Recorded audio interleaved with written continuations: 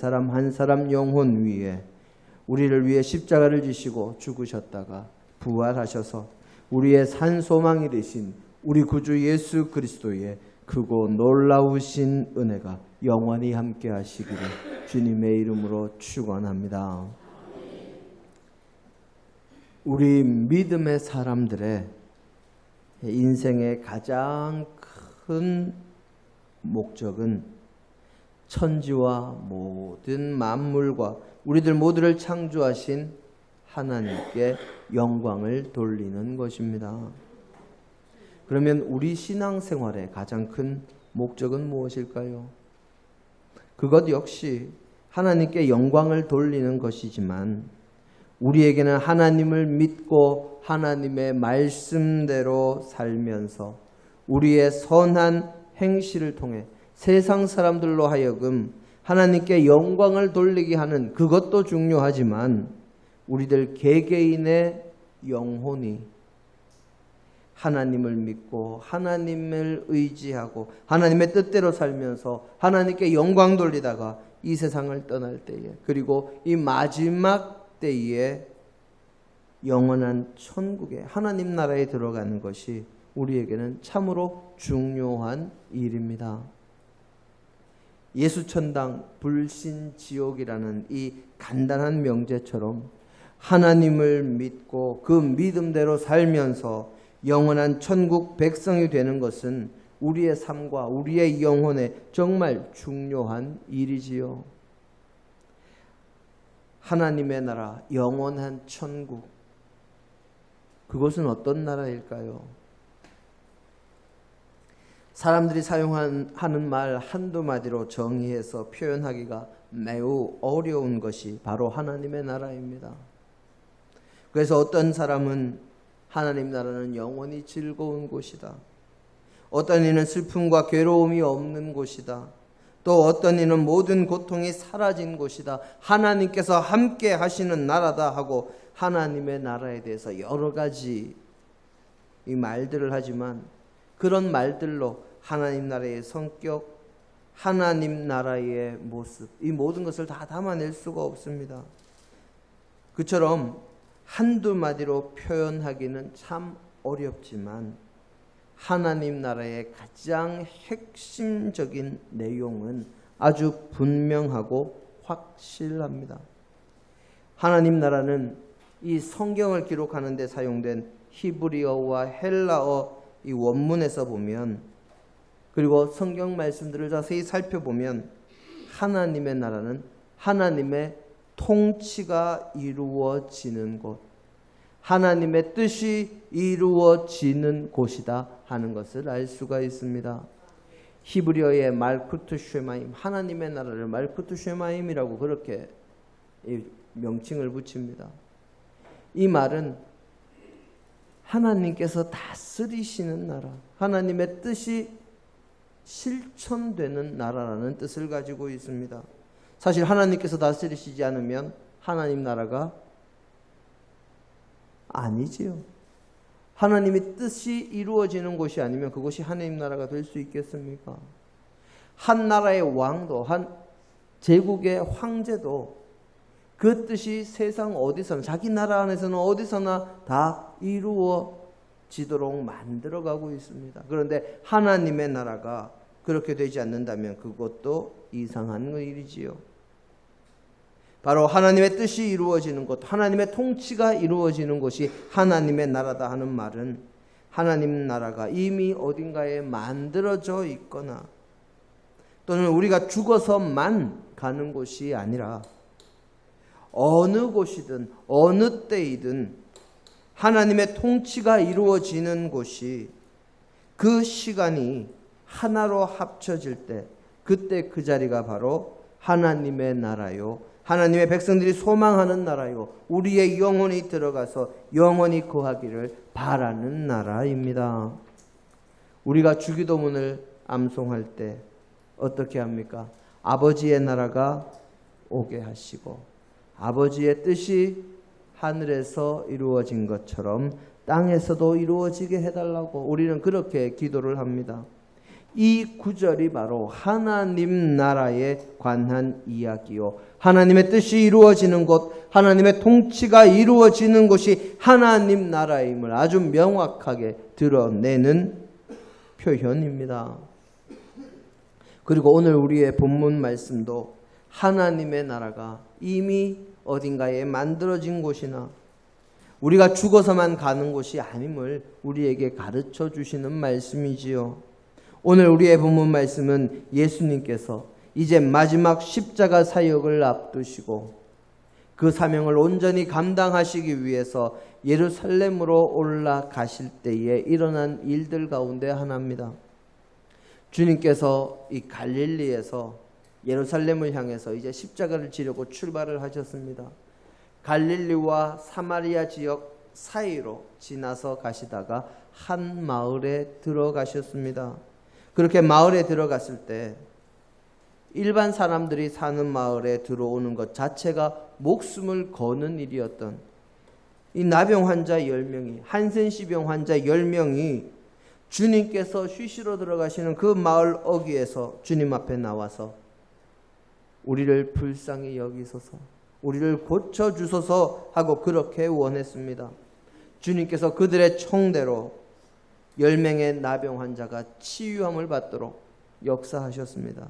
하지만 사마리아인 한 사람만 다시 돌아와서 감사하는 그 상황에 나머지 9이 없음을 안타까이 여기시며 내 믿음이 너를 구원하였노라, 평안히 가라 하는 은혜와 축복의 말씀을 주시고 난 뒤에 일어난 일이 오늘 우리의 본문입니다.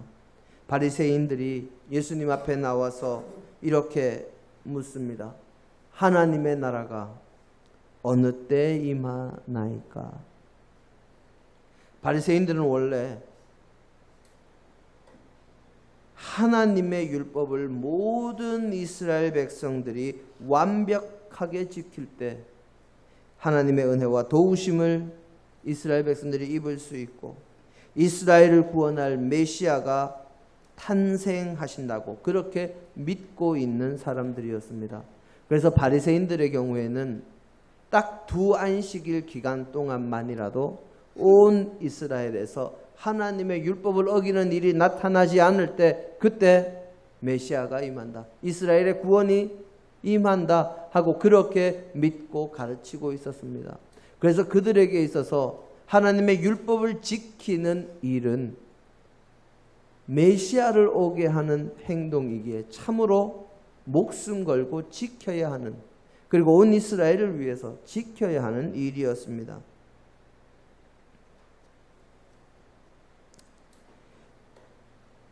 그들의 질문은 주님께 하나님 나라가 언제 임합니까? 하고 주님께 그렇게 묻는 그들의 질문은 그들 스스로 이미 예수님을 십자가에 못 박기로 예정해 놓았음에도 주님께 혹시 당신이 메시아이신지를 다시 한번 확인하는 질문이라고 할 수가 있습니다.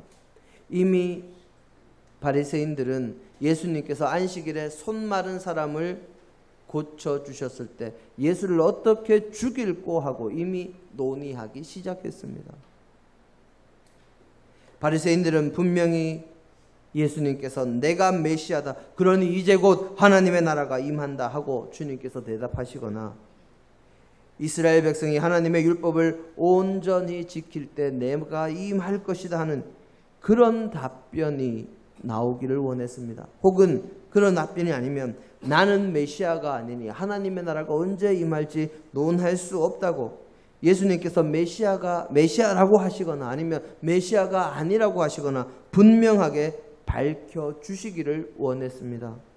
하지만 예수님께서는 바리새인들의 예상과는 전혀 다르게 그 나라는 볼 수 있게 임하는 것도 아니요, 언제 임하는지 알 수 있는 것도 아니요, 어디에 있다, 어디에 임한다고 할 수 있는 것이 아니라 하나님의 나라는 너희 속에 있다 하고 그렇게 말씀하셨습니다. 바리새인들의 입장에서는 참으로 답답한 말씀이지요. 하지만 복음서의 기록을 보면 예수님께서는 일관되게 하나님의 나라가 언제 임한다, 어디에 임한다 하는 말씀을 하신 적이 없습니다. 오히려 주님은 하나님의 나라가 도적같이 임할 것이다 하시며, 도적이 언제 올지 주인이 알지 못하는 것처럼 하나님의 나라도 그러하다 하고 말씀하셨고, 하나님의 나라가 이 땅에 온전히 임하는 시기는, 그리고 그날과 그때는 아무도 알지 못한다고, 오직 아버지 한 분만이 아신다고 일관되게 말씀을 하셨습니다. 그래서 우리 믿음의 사람들, 하나님의 은총을 받기를 원하는 사람들은 옛날에 종말론을 신봉하던 그 이단들처럼 언제 어디서 주님께서 임하신다 하고 주님을 맞이할 수 있다고 준비하는 것이 아니라, 항상 우리의 삶에 우리가 살아가는 매 순간순간마다 자신의 삶 가운데 언제와 어디가 될지 모르지만 하나님의 나라가 임할 때와 그 장소가 있다 하는 것을 기억하고 준비하며 살아가는 종말론적인 삶, 종말론적인 믿음을 가져야 하는 것입니다. 분명히 하나님의 나라 마지막 때가 오기는 오는데 그것이 언제일지는 모른다. 바로 내일이 될 수도, 바로 5분 후가 될 수도, 또는 몇 년 후가 될 수도, 또는 내가 죽은 이후가 될지도, 그것은 아무도 모르지만 언젠가는 임한다. 그래서 그것이 언젠지 모르니 미리미리 준비하고 있어야 한다 하는 그것이 바로 종말론적인 신앙이요, 우리 믿음의 사람들이 가지고 있어야 할, 견지해야 할 신앙입니다. 주님께서 제자들에게 시험에 빠지지 않도록 깨어 기도하라 하신 말씀과도 일맥상통하는 이유가 있지요. 내가 잠시 유혹에 빠졌을 그때에 하나님 나라가 임하면 나는 얼마나 마음이 아프겠습니까? 그러니 그때 하나님 나라가 임할 때 우리가 유혹에 빠지지 않도록 깨어 기도하며 늘 주님을 따르는 사람이 되어야 하는 것입니다.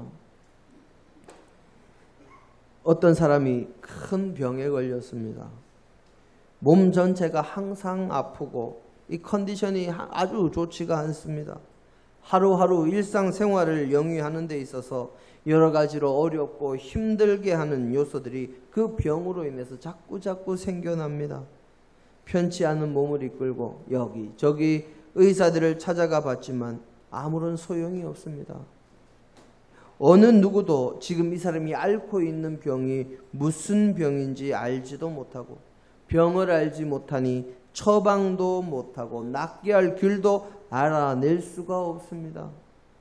이 사람이 고통 가운데 낭망하려는 그 시기에 누군가가 아주 용하다 하는 의원에 대한 소문을 들려줍니다.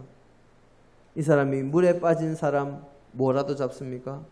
지푸라기라도 잡는 그 심정으로 그 용하다 하는 의원을 찾았습니다.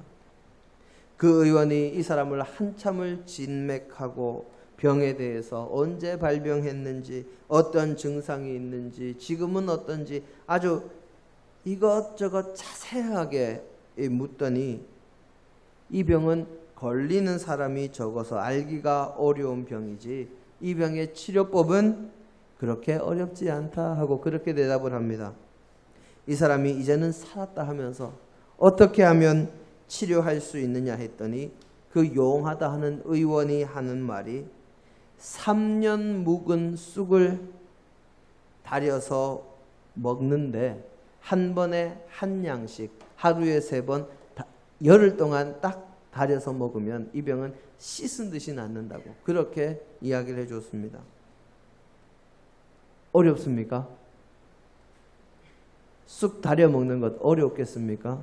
하루에 3번 1년도 아니고 열흘, 그렇게 어렵지 않지요. 자신을 힘들게 하는 병에 비해서는 너무나 쉬운 그런 처방입니다. 그러면 어떻게 해야 될까요? 이 사람이 자신의 병을 고치기 위해서 3년 묵은 쑥을 구하기 시작합니다. 그런데 자신의 온 집안을 뒤집어 봐도 그런 게 있을 리가 없습니다. 온 동네를 다 뒤져도 찾을 수가 없습니다. 주변에 크다는 장터를 다 뒤지고 크다 하는 약재상을 찾아가도 구할 수가 없습니다. 그러다가 이 사람이 아예 보찜을 메고 온 나라 안을 찾아 헤맸지만 다 허사였습니다. 이 사람은 그렇게 10년을 그 3년 묵은 쑥을 찾아 헤매다가 죽었답니다. 그런데 3년 묵은 쑥은 어디에 있을까요? 사실 쑥은 어디에나 있는 풀입니다. 도로에도 논두렁에도 밭두렁에도 가끔가다 우리 마당에도 여기저기 돋아나는 아주 생명력 강한 풀이 쑥이요. 사람들이 약으로도 먹고 음식으로도 먹는 것이 쑥입니다. 이 지천에 널려 있는 쑥을 뜯어다가 깨끗하게 씻고 손질해서 정성을 들여서 잘 말려서 3년 동안 묵히면 뭐가 됩니까? 3년 묵은 쑥이 됩니다. 그런데 그걸 찾으러 얼마를 헤맸다고요? 10년을 헤맸답니다. 그 시간에 만들지. 바로 자기 옆에 그것을 만들 수 있는 것이 널려 있음에도 그것 구하느라고 허송세월을 하다가 죽은 것이지요. 1911년에 노벨 문학상을 수상한 벨기에의 극작가 모리스 마테르링크라는 사람이 쓴 파랑새라는 동화가 있습니다. 가난한 나무꾼의 슬하에서 자라던 치르치르와 미치르. 제가 어릴 때 학교 다닐 때는 찌르찌르와 미찌르 내지는 치르치르와 미치르라고 배웠는데 요즘은 틸틸과 미틸이라고 이름이 조금 바뀌었습니다. 어찌됐든 이 아이들이 어느 날 밤에 꿈을 꾸는데 꿈에 요정 할머니가 찾아왔습니다. 내 딸이 병들어서 고쳐야 되는데 파랑새가 있으면 고칠 수 있다. 파랑새를 좀 찾아달라 하고 그렇게 요청을 합니다. 이 치르치르와 미치르가 요정 할머니의 딸을 고치기 위해서 파랑새를 찾아서 꿈의 세계로 여행을 떠납니다. 남매는 추억의 나라에서 이미 죽은 사람들을 만나고 또 밤의 궁전에서 재앙이 어떤 것인지 그 재앙의 실상을 보게 되고 또 밤의 숲에서는 자연의 두려움을 알게 됩니다. 그런데 그 많은 곳을 다녔는데도 파랑새는 찾을 수가 없었습니다. 그래서 이 치르치르와 미치르가 계속해서 여행을 합니다. 그 다음 행선지가 행복의 궁전입니다. 그곳에서 물질적인 행복이 얼마나 허무한 것인가 하는 것을 보았고 참다운 행복은 건강과 정의와 특히 어머니의 사랑으로 인해서 얻을 수 있다 하는 것을 알게 됐고 파랑새는 마음속에 살고 있음을 깨닫게 됩니다. 마지막으로 미래의 나라에 가서 앞으로 태어날 아이들까지 만나고 꿈에서 깨어납니다. 꿈에서 깨어난 치르치르와 미치르가 문득 자기 머리맡에 있는 새 장을 받고 그 속에 그토록 찾아 헤맸던 파랑새가 그 안에 들어 있었습니다. 행복의 상징인 파랑새가 바로 자신들의 주변에, 바로 자신들의 옆에, 자신들과 늘 함께 같이 있음에도 알지 못했다 하는 것을 깨닫는 것으로 그 동화는 끝이 납니다. 오늘 우리의 본문은 우리에게 이렇게 선포합니다. 보아라, 하나님의 나라는 너희 가운데에 있다. 오늘 우리의 본문 말씀은 바로 우리의 주님이신 예수님께서 선포하신 말씀입니다. 우리에게 하나님 나라보다 더 귀한 것이 있겠습니까? 우리가 단 하루라도 하나님의 나라에서 살 수만 있다면 얼마나 행복하겠습니까? 하나님 나라는 어디에 있을까요? 하나님의 나라는 언제 임하는 것이겠습니까? 오늘 우리의 본문 말씀은 예수님께서 이 3년 묵은 쑥을 찾는 것처럼 하나님의 나라를 찾는다고 여기저기 헤매지 말라고 말씀하십니다. 하나님의 나라는 어디 특정한 장소에 이 특별한 시간에 임하는 것이 아니라 하나님의 나라는 바로 지금 저와 여러분 가운데 우리 가운데 있다고 주님께서는 선포하고 계신 것입니다. 이것이 무슨 말씀일까요?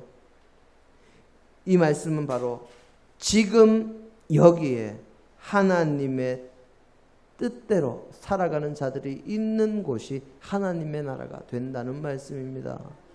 우리가 지금 여기서 하나님의 뜻대로 살라는 말씀이지요. 지금 오늘 이 순간을 하나님의 말씀대로 우리가 살아가면 내가 지금 살고 있는 이 순간, 그리고 지금 내가 발 디디고 있는 이 땅이 바로 하나님의 나라가 되고, 그리고 우리가 하나님의 뜻대로 살아갈 때 우리가 마치 하나님의 나라에 사는 것처럼 기쁘고 행복하게 하나님의 뜻 가운데 하나님의 영광을 드러내게 되는 것임을 우리에게 선포하신 말씀입니다. 또한 우리의 삶은 그렇게 되어야 합니다. 저와 여러분이 그리스도 안에 있으면, 하나님의 말씀대로 바르게 정의롭게 선하게 살면 우리는 이 세상에서도 하나님의 나라를 맛보며 살 수 있음을 주님께서 말씀하고 계신 것입니다. 교회는 하나님 나라의 축소판이라고 이야기합니다. 이 땅에서 우리가 교회에서처럼 하나님의 말씀대로 하나님의 뜻을 기억하며 서로 섬기며 살아가면 그 순간 우리는 우리가 살고 있는 바로 그 자리에서 영원한 천국을 맛볼 수 있음을 가르쳐 주시는 말씀이 바로 오늘 우리의 본문입니다. 올해 여름은 유난히 무덥고 이 폭염이 맹위를 떨칠 뿐만 아니라 장마와 함께 이 태풍이 우리나라를 관통하기도 하면서 유난히 힘겨운 여름을 우리에게 안겨주고 있습니다. 사실 날씨뿐만 아니라 우리가 살고 있는 이 땅, 이 사회에 불어닥치고 있는 이 광기와 공포가 사실은 여름보다 더 큰 문제입니다. 지난달 말에 서울의 신림역에서, 이제는 좀 용어가 바뀌었습니다. 예전에는 묻지마 살인, 묻지마 범죄 이렇게 했는데 이 묻지마라는 말을 바꿔서 이상동기 범죄라고 그렇게 표현을 합니다. 이 이상동기 칼부림 사건 이후에 유사한 사건들이 자꾸 확산되고 있습니다. 최근에는 300건이 넘는 살인 예고 글과 이상동기 폭행 사건을 예고한 글들이 인터넷에 등장하고 있다고 합니다. 지하철역은 물론이고 백화점, 야구장, 우리의 일상의 공간에서 범죄를, 그리고 테러를 예고하는 글들이 그렇게 올라옵니다. 이런 상황에 실제로 그 일을 하려고 흉기를 소지하고 예고된 장소에 갔다가 경찰에게 체포된 사람이 있다 하는 보도나 흉기 소지자를 목격했다 하는 보도가 여러 차례 나오고 있는 것이 지금 우리가 살고 있는 세상의 실제 모습입니다. 사람들이 악하게 살아가니까 세상이 어떻게 됩니까? 지옥이 되지요. 사람들이 선하게 살면 어떻게 될까요? 우리가 사는 세상이 천국이 되는 것입니다. 지금 우리가 살고 있는 이 광기와 악의의 폭풍이 어디 소설이나 게임에서 나오는 세상이 아니라 우리의 실상입니다. 참으로 안타깝습니다. 경찰청에서는 인터넷에 글을 올려서 테러 예고 지역으로 지목된 곳에 이 장갑차를 투입하고 실탄 발사도 불사하겠다 하고 그렇게 윽박지르며 초강경 대응에 나섰습니다. 이런 모습이 근본적인 문제의 해결 방안일까요? 이런 대체가 정말 얼마나 효과가 있을까요? 복음서는 유대왕 헤롯이 자신의 생일잔치에서 왕실을 비판한 세례 요한의 목을 베고 생일을 축하하는 잔치를 벌였던 장면을 기록하고 있습니다. 세례 요한의 제자들은 세례 요한의 시신을 받아들고 예수님께 헤롯이 벌인 살인 생일잔치의 전모를 전합니다. 세례 요한이 죽은 소식을 들은 예수님께서는 홀로 광야로 들어가셨지요. 그 주님을 따라서 주님의 제자들과 수많은 무리들이 광야로 나갑니다. 예수님께서는 당신을 따르는 그 무리들을 보시고 목자 잃은 양떼처럼 불쌍하게 바라보셨고, 해가 저무는 빈들, 다시 어둠의 공포가 스며드는 그곳에서 모두를 풍족하게 먹이시는 잔치, 오병이어의 잔치를 베푸셨습니다.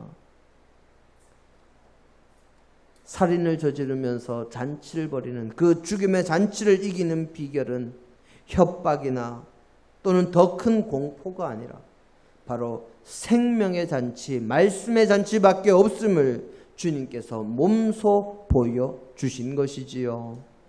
사랑하는 성도 여러분, 주님을 믿고 의지하며 나아갈 때, 주님의 말씀대로 살아갈 때 우리의 삶에서 하나님의 나라가 이루어집니다.